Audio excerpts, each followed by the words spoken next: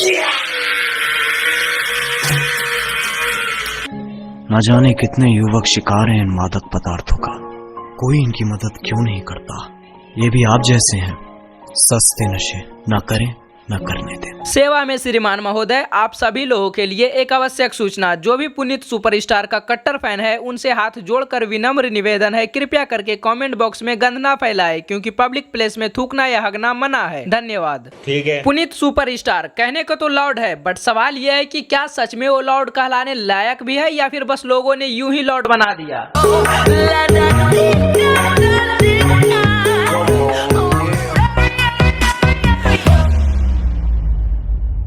अगर तुम लोग पुनीत को सिर्फ इस वजह से लॉर्ड मानते हो कि वो गरीबों की हेल्प करता है तो फिर तुमसे बड़ा डम और कोई नहीं हो सकता है। पुनीत को ये बात बहुत अच्छे से पता है कि जो दिखता है वही बिकता है, तो उसे क्या करना चाहिए और क्या नहीं। पुनीत हर चौथे पांचवें दिन पर एक रील अपलोड करता है जिसमें वो गरीबों को खाना बांट रहा होता है या फिर बेजुबानों को खाना खिला रहा होता है। पुनीत अगर किसी पॉडकास्ट या इंटरव्यू में भी जाता है तो वहाँ भी यही बात कहता है कि मैं अपने अर्निंग का 50% डोनेट कर देता हूँ। और पुनीत का ये नेचर सिर्फ मुझे ही नहीं बल्कि सभी को पसंद है। बट सवाल यह है कि क्या सिर्फ इस वजह से पुनीत को लॉर्ड का दर्जा दिया जा सकता है? तो मेरा जवाब हमेशा यही रहेगा कि बिल्कुल नहीं। अब हो सकता है कि पुनीत के कुछ ऑडियंस कमेंट सेक्शन में अपना ज्ञान फेले कि चल अगर पुनीत उन गरीबों की वीडियो बनाकर पैसे कमा रहा है बट कम से कम उस पैसे को उन्हीं गरीबों में दान कर दे रहा, तू क्या कर रहा, तू एक भी गरीबों को दे रहा। तो ऐसे कमेंट करने वालों को मैं पहले ही रिप्लाई दे देता हूँ कि भाई अगर तुम ये बात याद रखते हो कि पुनीत के वजह से गरीबों का हेल्प हो रहा तो ये बात भी मत भूलना कि उन्हीं गरीबों के वजह से पुनीत के घर में पनीर बन रहा, क्योंकि पुनीत अगर ऐसा नहीं करता तो शायद आज उसकी ऑडियंस इतनी कट्टर नहीं होती। बट जो भी हो, पुनीत का ये नेचर मुझे बहुत ही ज्यादा पसंद है। पर सवाल ये है कि क्या सिर्फ इस वजह से पुनीत को लॉर्ड कहना मुनासिब है? तो जैसा कि मैं पहले ही बोला हूँ कि सिर्फ इस वजह से पुनीत को लॉर्ड कहना बेवकूफी होगा, क्योंकि बहुत से यूट्यूबर है जो डोनेशन करते हैं बट कभी भी वो किसी पॉडकास्ट या इंटरव्यू में ये नहीं कहते कि मैंने इतना डोनेट किया। तो सिर्फ इस वजह से पुनीत को लॉर्ड कहना बेवकूफी ही कहलाएगी। बट सवाल ये है फिर क्यों लोग पुनीत को लॉर्ड कहते हैं? तो इसके पीछे एक छोटी सी स्टोरी है।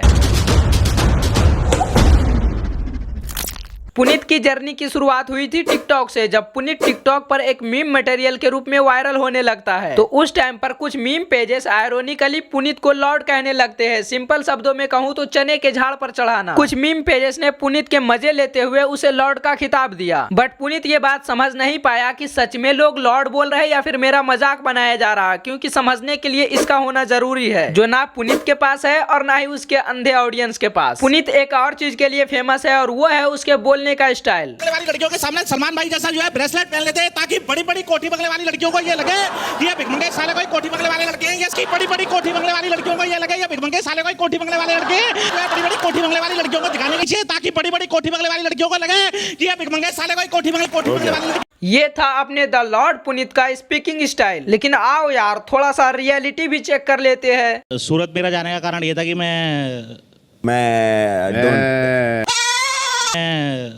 बकरी की तरह मिमिया के रहा, सीधे बोलना। सिंगल मुझे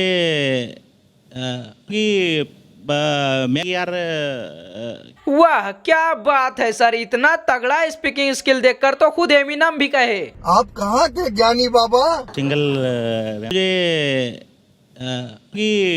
मैं यार और कैरी भाई बिना स्क्रिप्ट के सिर्फ टीवी एक्टर का जुबान नहीं लड़खड़ाता है, कभी कभी लॉर्ड से भी हो जाता है। अब आओ मैं तुम लोगों को अपनी स्पीकिंग स्किल दिखाता हूँ। जाने मन जाने जिगर दिल करो दिल की चांद मुस्कान की चमकान मेरे दिल की धड़कन मेरे दिल की धड़कन मेरे महबूबा मेरे चमक चालू मेरे रानी मेरे प्यारे अहलिया मेरी जान मेरे प्राण तू है सुबह मेरी शाम मेरी दिन मेरी रात मेरी तू है जहान मुस्कान की चमकान इधर आओ तुमको खिलाऊंगा मीठा मीठा पान मीठा मीठा पान।